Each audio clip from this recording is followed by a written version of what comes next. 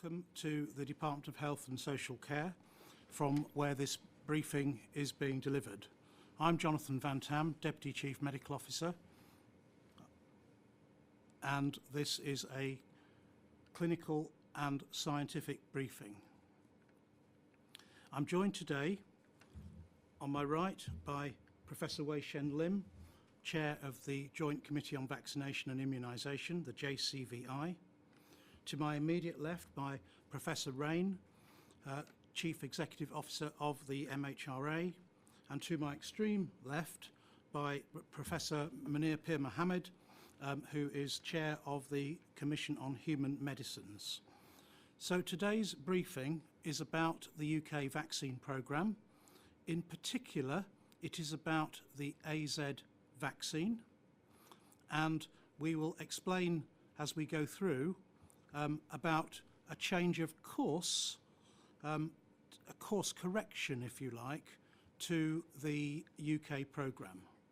Now, if you could have said to me back in March 2020 and predicted how far we would have come so far with our vaccine programme, then I'm not sure I would have believed that we would have got as far as we have. The UK vaccine programme has been the most enormous success indeed. And if you said to me that by March 2021 we would not have needed a course correction, that also would have amazed me. So we must keep this in context of the enormous success that we've achieved so far. I'm going to stop there for now and allow Professor Raine to open the briefing by explaining her perspective from the MHRA on where we are arriving at today. Professor Raine. Thank you, Professor Van Tam. I will now update on MHRA's rigorous scientific review of safety reports of very rare and specific blood clots with low platelet count, thrombocytopenia, associated with COVID-19 vaccine AstraZeneca.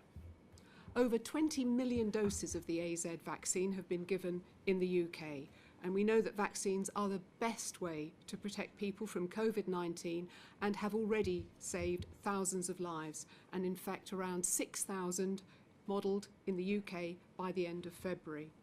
But no effective medicine or vaccine is without risk, and with vaccines more complex than usual because the benefits can be to people other than the individual taking the vaccine.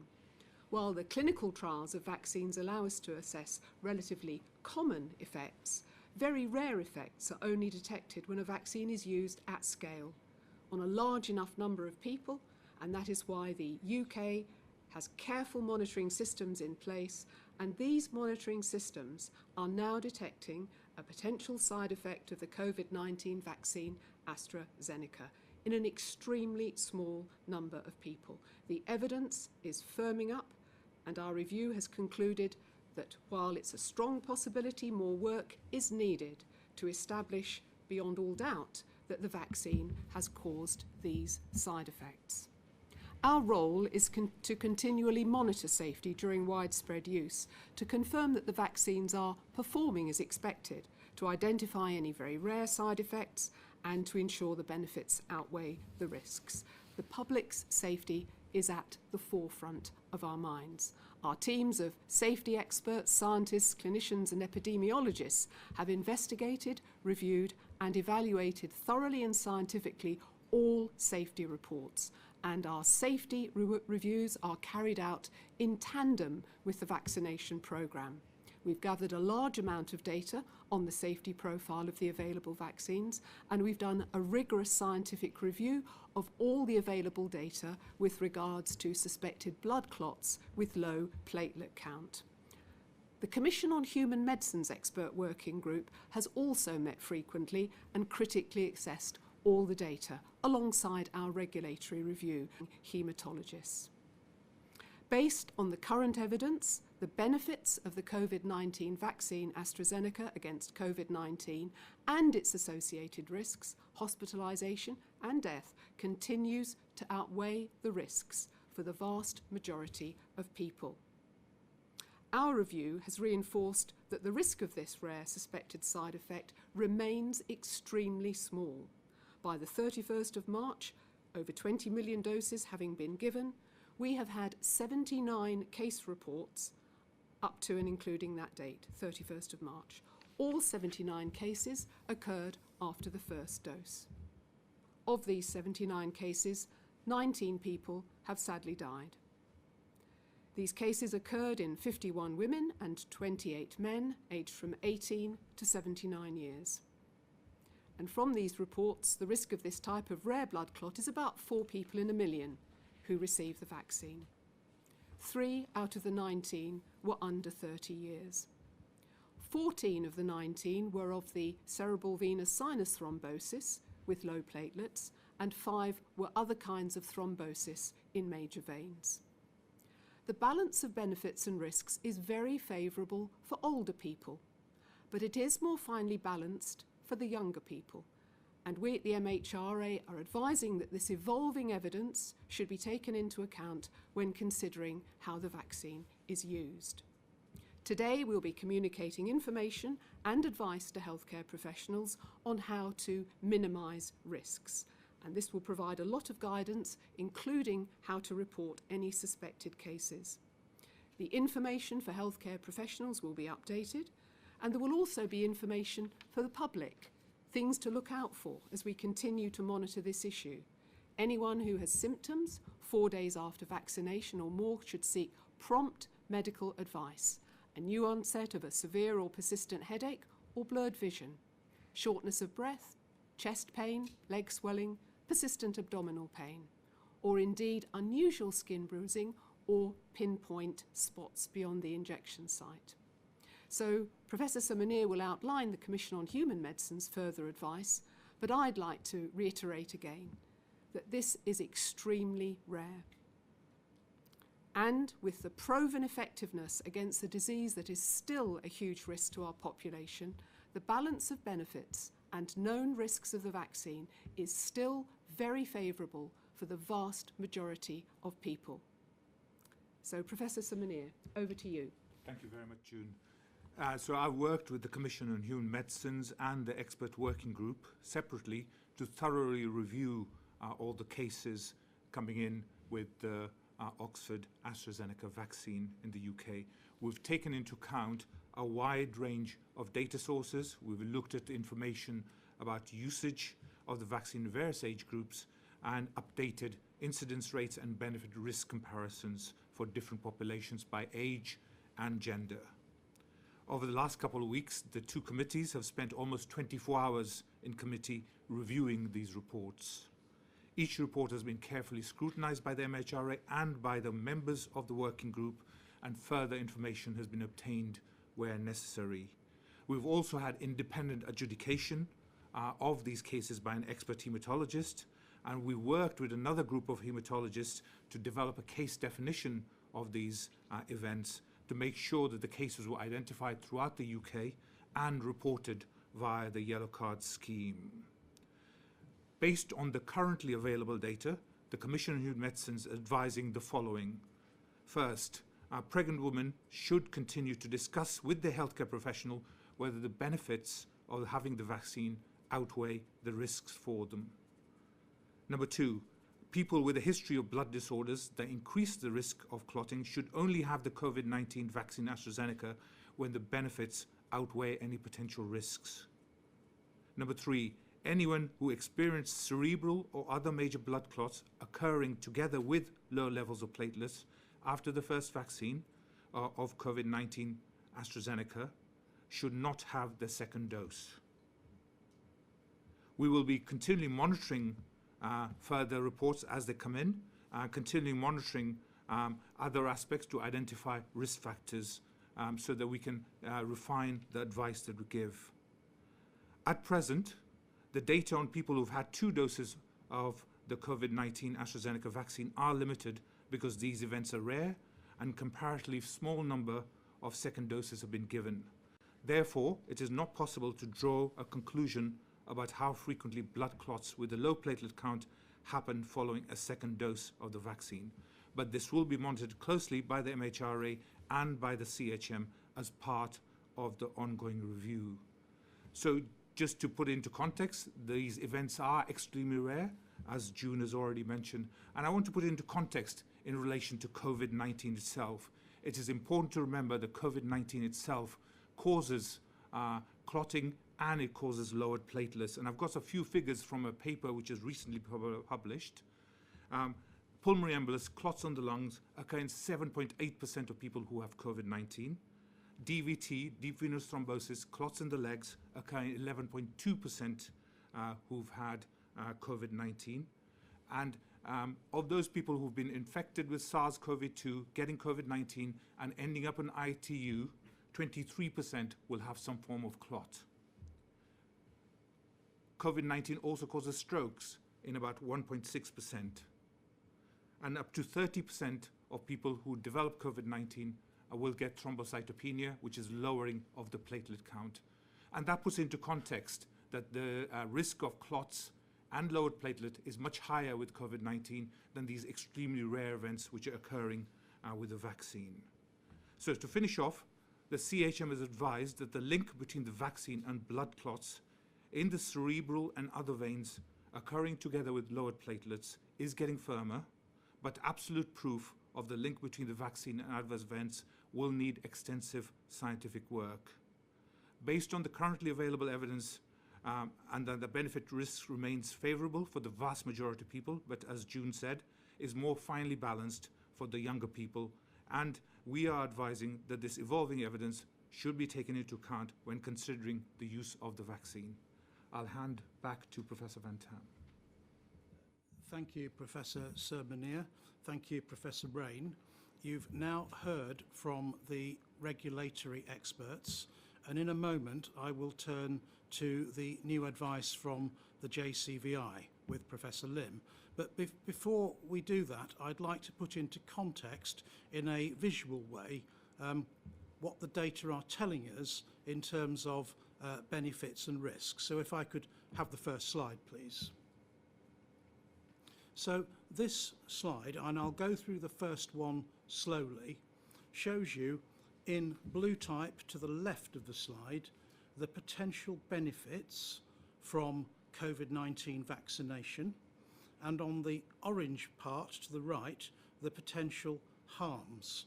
And you can see that as you go down the slide from top to bottom, those benefits and potential harms are arrayed by age band, starting at 20 to 29, young adults, through to 60 to 69, relatively old adults.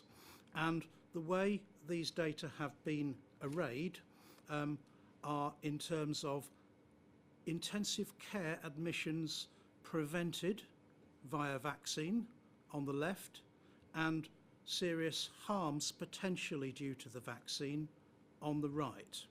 And I thank colleagues at the Winton Centre for Risk and Evidence Communication at Cambridge University for help with getting this slide together. And this first slide is set, as you can see from the title, in a scenario of low exposure. And in actual fact, the rates of disease assumed in this scenario are lower than those we currently have in the UK at the moment. And you can see that if you look at the 20 to 29 age band, then the potential benefits amount to 0.8 ICU admissions averted, compared with serious harms of potentially 1.1. But as you go up through the age groups, the amount of serious harm declines, but the amount of benefit in terms of averted ICU admissions becomes much more pronounced. And these are arrayed over a 16-week period. Now, we don't expect vaccine to last for 16 weeks. We very confidently expect that it is going to be many, many months of protection from a vaccine. And the reason for using 16 weeks is because that is a typical pandemic wave. That's the duration of it. But you can see that at a very low exposure risk, lower than we have in the UK at the moment, the risk benefit is relatively finely balanced in those younger age groups, but it becomes very overwhelming in favour of vaccine as you go down up the ages. If we go on to the next slide, please. This is now a medium risk scenario, and it is set at 60 cases per 100,000. That is marginally higher than the UK average at the moment, but it is lower than some of the remaining hotspots in the UK. And you can see that when the disease is around us more, when there's more exposure, then the benefits, the potential benefits, start to stack up, but the potential serious harms remain static, of course. And this is still over a 16-week period, and you can see that the data become more overwhelming in terms of vaccine benefit. Finally, let's move to a high exposure risk, and this one, next slide please, is set typically at where we get to in terms of a pandemic wave. This is set at the height of the second pandemic wave that we went through in the last few months, and I think is reflective of the kind of scenario we want to avoid in the forthcoming autumn and winter if we possibly can. But here, when there's a lot of COVID-19 circulating in the population, you can see that even in the 20 to 29 group, the potential benefits in terms of intensive care, admissions averted, is very much higher than the serious harms due to vaccine. And that's why the regulators have concluded, as they have, about risk-benefit for the AstraZeneca vaccine. So I hope that's placed it all into a bit of context for everybody, so that I recognise it's been a detailed scientific discussion so far, but hopefully those figures bring it to life. And at this point, I'm going to hand over to Professor Lim to give us the JCVI advice. Thank you, Wei Shen. Thank you, Jonathan. JCVI has been meeting over the last 2 weeks, and we have carefully and independently reviewed the safety evidence and the benefit evidence given to us from MHRA and Public Health England. And that includes some of the kinds of data that you've seen earlier on the slide. We are well aware of the high level of protection that COVID-19 vaccines provide, particularly against serious disease, that is hospitalization, ITU admission, and from dying from COVID-19 disease. Against that must be balanced the uncertain occurrence of an extremely rare adverse event that may be associated with vaccination. Acting really in the interest of safety and for public benefit, JCVI feel that there are 3 points of advice that we would like to put across. The first is that information given to individuals who are being offered vaccination and information given to health professionals should be appropriately updated to reflect the latest considerations and deliberations by JCVI and by MHRA. The second point is that those who have received their first dose of AstraZeneca vaccine should continue to be offered the second dose of AstraZeneca vaccine according to the set schedule. And the final bit of advice is that adults who are aged 18 to 29 years old who do not have an underlying health condition that puts them at higher risk from serious COVID-19 disease should be offered an alternative COVID-19 vaccine in preference to the AstraZeneca vaccine where such an alternative vaccine is available. And perhaps it's useful to state what is not advised as well. We are not advising a stop to any vaccination for any individual in any age group. We are advising a preference for one vaccine over another vaccine for a particular age group, really out of the utmost caution rather than because we have any serious safety concerns. This will obviously have some implications in terms of operation and deployment of vaccines, and I'm just going to hand back, therefore, to Jonathan to set those out for us. Thank you, Wei Shen. So I'm going to round off the last part of this briefing now, and people out there listening to this will say, well, what does this mean for me, and what should I now do? So let me begin with the deployment piece. This is a change in clinical advice for the under-30s. It will require some changes in the way that the National Health Service operationalises the vaccine rollout programme.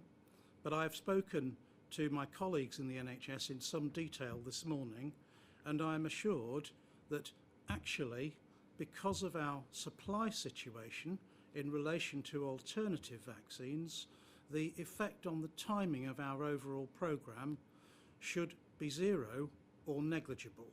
That, of course, is contingent upon getting the supplies that we expect to get of the alternative vaccines, which are the Pfizer vaccine currently in use and the Moderna vaccine that we hope to bring into deployment from mid-April in England.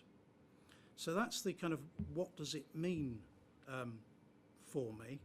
On the what should I do, then please be reassured that two sets of independent experts on the regulatory side, the MHRA and the CHM, and on the clinical advice side, the JCVI, are all over this, and I can testify to the many, many hours of work they have been putting into getting this advice to you in the last week or so, really almost working without a break. And my thanks to the members of those various committees and organisations who've worked honestly night and day behind the scenes to get to this point. This is a course correction, there's no question about that, but it is, in a sense, in medicine, quite normal for physicians to alter their preferences for how patients are treated over time. It's happened with vaccines only a few years ago. Up until a few years ago, the advice to the elderly and flu vaccines was get your vaccine. And then the JCVI then changed its advice and said our preference is now for the adjuvanted vaccine for the elderly. So changes in preference for vaccines are business as usual, and this is a course correction. But this is a kind of massive beast that we are driving along at enormous pace with enormous success, this vaccine programme. And, you know, if you sail a massive liner across the Atlantic, then it's not really reasonable that you aren't going to have to make at least one course correction during that voyage. And I frame this very much in those terms. The NHS has a message that we will get the right vaccine to you in the right time according to the new JCVI advice. There might be a small delay sometimes. There might be a slightly greater distance that some people are asked to travel. But the NHS is all over this and understands the challenge of making the advice from JCVI truly operational in a smooth way. So I'm going to sum up there by saying this is a course change. It is based on a clinical preference, based on newly emerging data. It will be kept under very careful review. Please remember that the benefits of vaccine accrue over a very long period of time. We are fairly confident that it's months and months, whereas the event of vaccination is a brief moment. Vaccines continue to be the way out for the UK. They continue to be the way in which we can get our lives back to normal and our economy opened up again in the shortest time possible. Thank you very much for listening, and we will now take some questions. I think the first question is from Fergus Walsh at the BBC. Hello, Fergus. Hi, thank you very much indeed. Can I ask two questions? Are you worried that this change of course might damage vaccine confidence, especially in the young? And can you just be specific on the risks? Are the risks to those from the vaccine in the under 30s significantly higher than among older age groups? Thank you.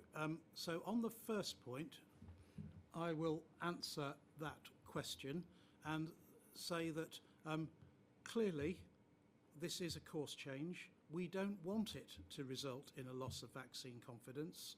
I hope I've reassured you that these are really carefully considered decisions, and it remains vitally important that people who are called back for their second dose come for it, and it remains vitally important that all adults in the UK come forward for vaccination when they are offered it. On the point about risk, I think I will defer to Professor Lim. Thank you. The importance really is not simply the risk to an individual. There is a slight gradation in the risk of the serious adverse event occurring in younger people compared to older people. But it's really the benefit-risk balance which is most important here. And the benefit from vaccination is, as we know, very, very high in older people and decreases as age goes down because the risk from COVID-19 goes down with age. But there is still a benefit to younger people from being vaccinated. And overall, that benefit is still in favor of being vaccinated. It happens that where we have an alternative vaccine, we feel on balance it would be preferable to offer the very youngest people who have no other health conditions the alternative vaccine instead of the AstraZeneca vaccine, really just on the side of safety rather than because of any particular significant concern about the risk from the vaccine itself. Yeah, thank you. Fergus, I think I'd just add that the slides that I showed to you were based on ICU admissions and didn't take into account the additional benefits of vaccine in terms of preventing long COVID, which we know is quite a significant problem after this illness, the costs of the illness itself, and the costs of potentially passing on the infection to family and friends. Thank you. Tom Clark, ITV.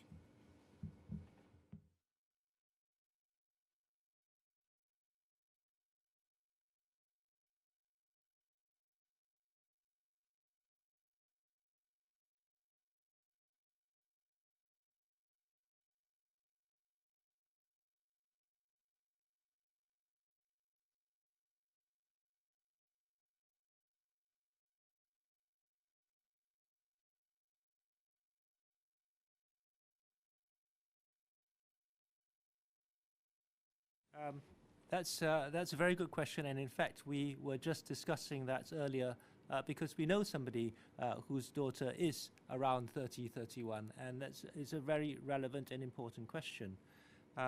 One of the really fundamental things about the vaccine program is that it's shown to be fair and it's transparent, and that's precisely why we want to have this briefing now to demonstrate what the risks and the benefits are so that everybody is informed before they come for their vaccination.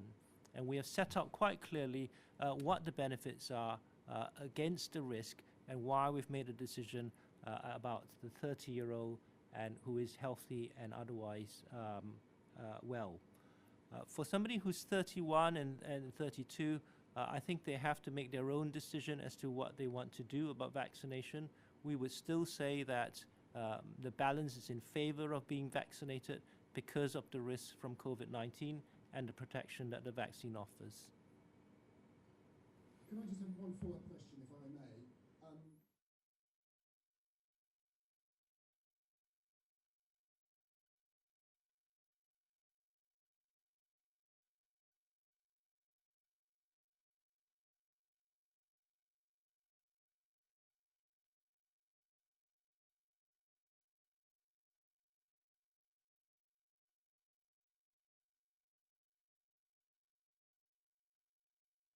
Indeed, I wonder whether in a moment Sir Munir will want to come back and just discuss the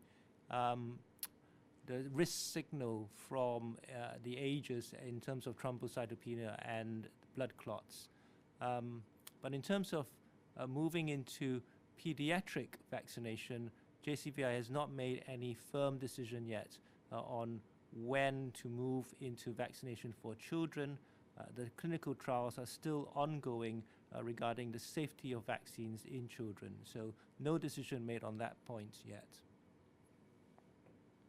Thank you, Wei Shen. So, Tom, in passing the baton back to Professor Sir Munir on the numbers, I will, in this passing through me, as it were, say that the JCVI's decision to give advice for the under 30s was taken, fully cognizant of the fact that their advice would therefore apply above the age of 30 to 31-year-olds, and that was part of the consideration.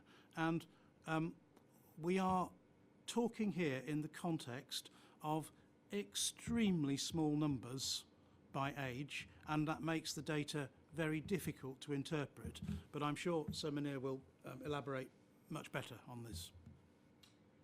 Thank you. So there is a slightly higher risk in the younger age group compared to the old age group, and obviously, as has been already said, that we do need to look at the relative benefits versus the risks in different age groups. The reason why it's a higher risk in the younger age group is not clear. As I said earlier, we need to undertake much more scientific work to understand why the sort of link between the vaccine and particularly the younger age group is occurring. And that will help us in the future to be able to then refine the advice that we give in terms of the product information. Further work needs to be done on all of that. With regard to the children, the trial has been paused by the Data Safety Monitoring Board for an abundance of caution, really.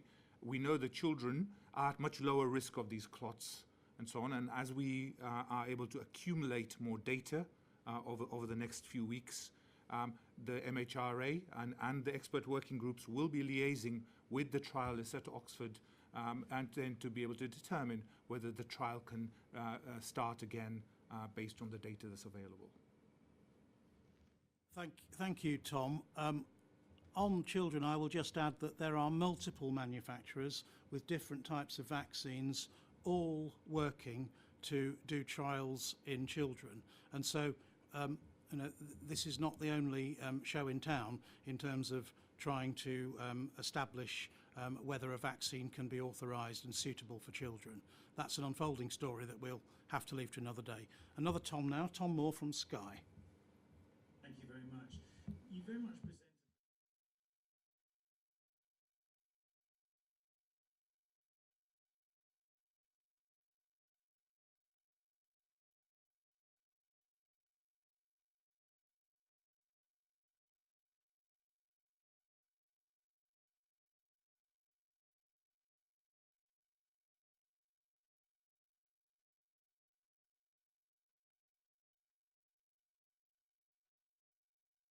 Would you like to begin on that question? Sure, thank you. Every country has to make their own decision regarding what is best for their own population. And that takes into account the kind of disease that we have in our country, the size of the wave, the risk of a next wave occurring, the amount of vaccines we have, how well the vaccine program is being delivered, and obviously the values of our own people, whether we want to accept the vaccine or not. So I believe that every country will, in the end, have to make their own decision regarding the risk and benefit. Just as an example, it's sad to say but true that in some countries life expectancy is not as good as it is in the UK, and people may live to a mean age of about 50. And for them, their life expectancy will mean that their risk benefit in terms of when to draw the line against a particular vaccine, it may be any of the vaccines that are available will be different from another country where life expectancy may be different. And so it's taking all of these things into account that we've come to a decision that in the UK, given our vaccine availability, our supply, the kind of pandemic that we're having, the B117 variant that we've had, all of these together, we felt that the correct judgment was that it is around the 30-year threshold where there are younger people who do not have any health conditions, where we would offer the alternative vaccine rather than saying everybody in the country should be offered an alternative vaccine, because really this is an extremely rare adverse event. We do not know for sure that it's related to one vaccine or not yet. It may also be relevant to some other vaccine. It may not even be related to a vaccine. It may be related to COVID itself. We're just unsure, and the advice we're giving is really based very much on protecting the population and working on a principle that safety is our biggest concern. So, thank you, Wei Shen. Tom, I'm going to reinforce the point about context. And Wei Shen has kind of stolen the example about a low-income country where, sadly, life expectancy is not the same as the UK. And the context of risk and benefit is going to be very different in each population.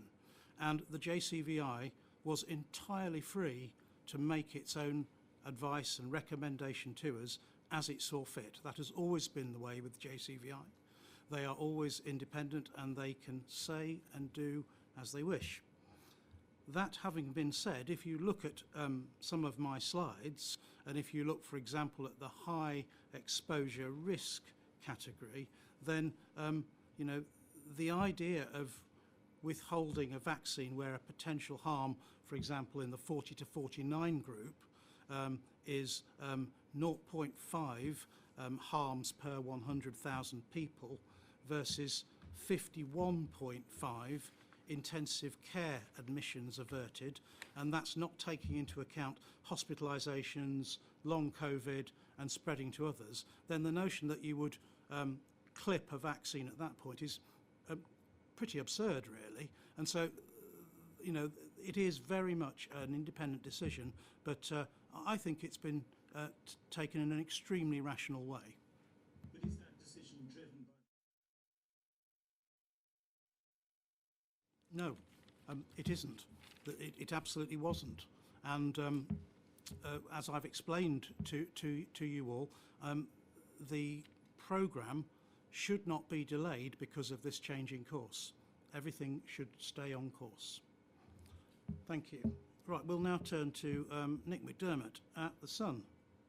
Good afternoon.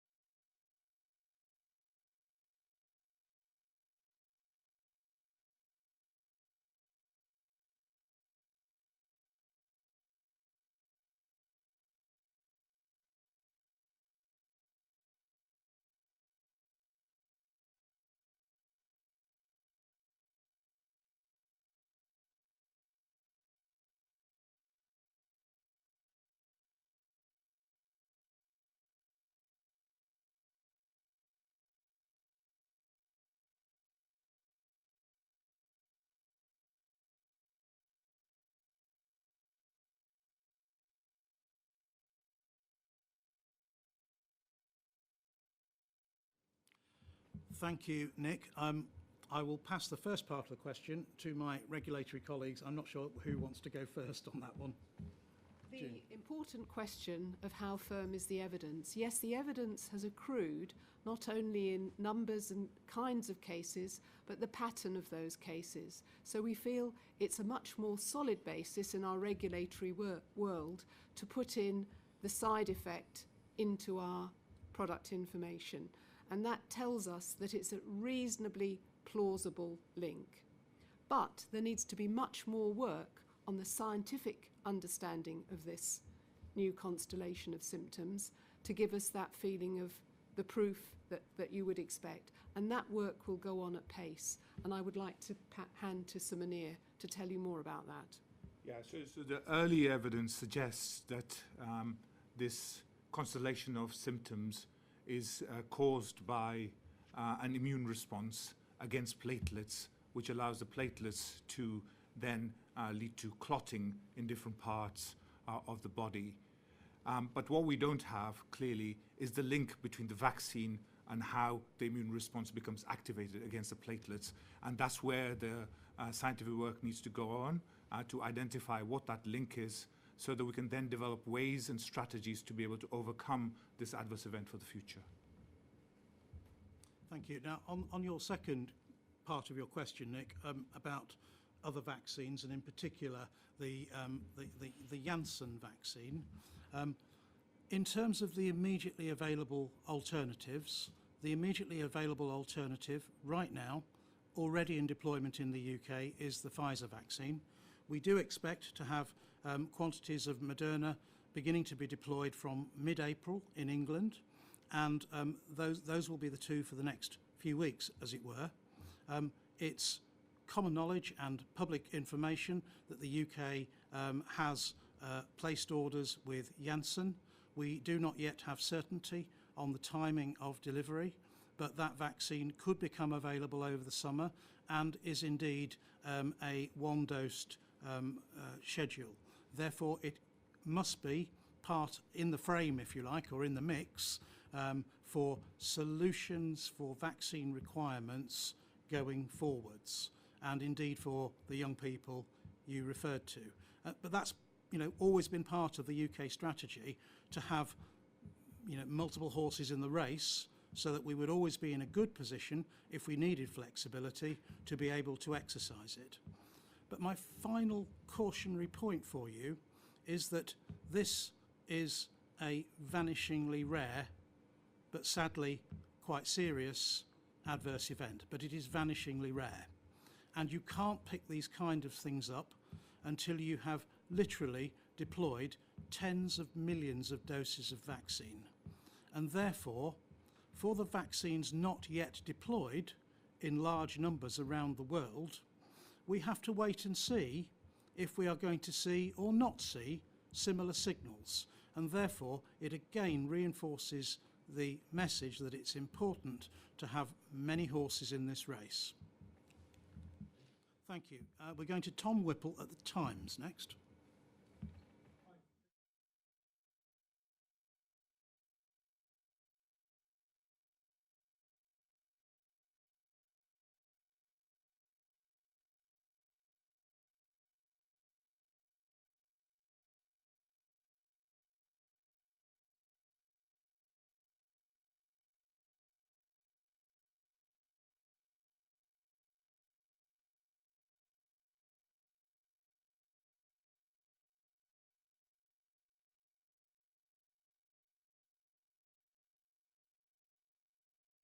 Thank you, Tom. That's a very mechanism-based question. I'm going to pass that straight to Sir Munir.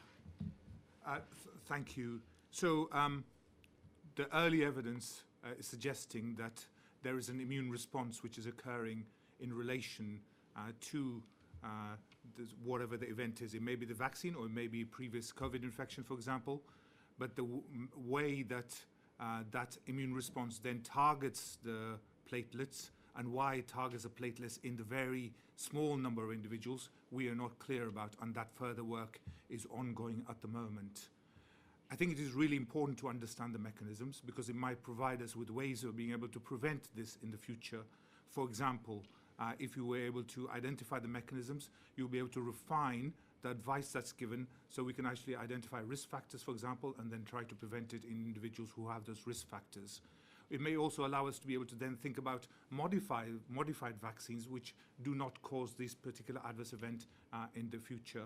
You mentioned the adenoviral vector, and yes, there are several vaccines with adenoviral vectors, but we don't know whether it is related to the adenoviral vector or it is related to something else at the moment. And again, that's part of the scientific work that needs to undergo at the moment.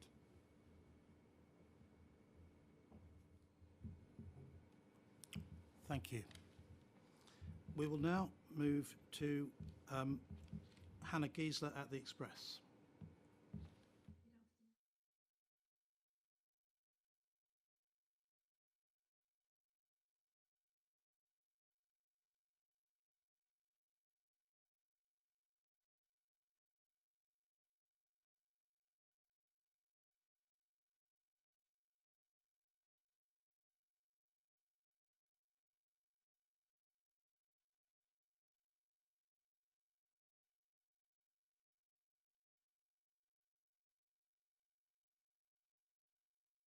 Thank you, Hannah.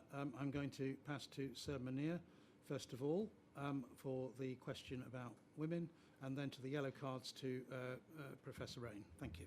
Sure. So of the 79 cases, 51 were in women and 28 were in men. The numbers are quite small, and this may reflect actually who's getting the vaccine, because many of the healthcare workers, for example, are women. But if you actually look at the incidence rate according to the number of vaccines administered, there's actually no difference between men and women. So we will need to continue to monitor this and see whether there is a gender predilection to developing this particular adverse event. But at the moment, we do not have any evidence to say that either men or women are more likely to get this. On the yellow card scheme, every week we publish all the reports in summary form, but also the report on a Thursday talks about any trends that have come up. So I really can't do any better than encourage people to read it, but also to encourage everyone to report to us. Every report matters, and every report will be carefully looked at. Thank you. Thank you, Hannah. So that brings us to the end of the questions posed by the media today. I would like to conclude at this point by thanking my colleagues for their time, and more importantly than their time today, for the immense amount of hours and effort they and their assistants have put in behind the scenes to get us to this point. I want to emphasise to everybody that COVID-19 remains a serious illness, that unfortunately, as Professor Whitty has said, it is something we're going to have to live with in the long term. Vaccine is likely to be and continue to be extremely important in this country in getting life back to normal. We are managing this very carefully. I hope you've seen real evidence today of authentic experts looking after your interests, doing the very best they can. It is a course correction, but nevertheless, it is full speed ahead with the UK vaccine programme so that we can get life back to normal. Thank you. This briefing is concluded.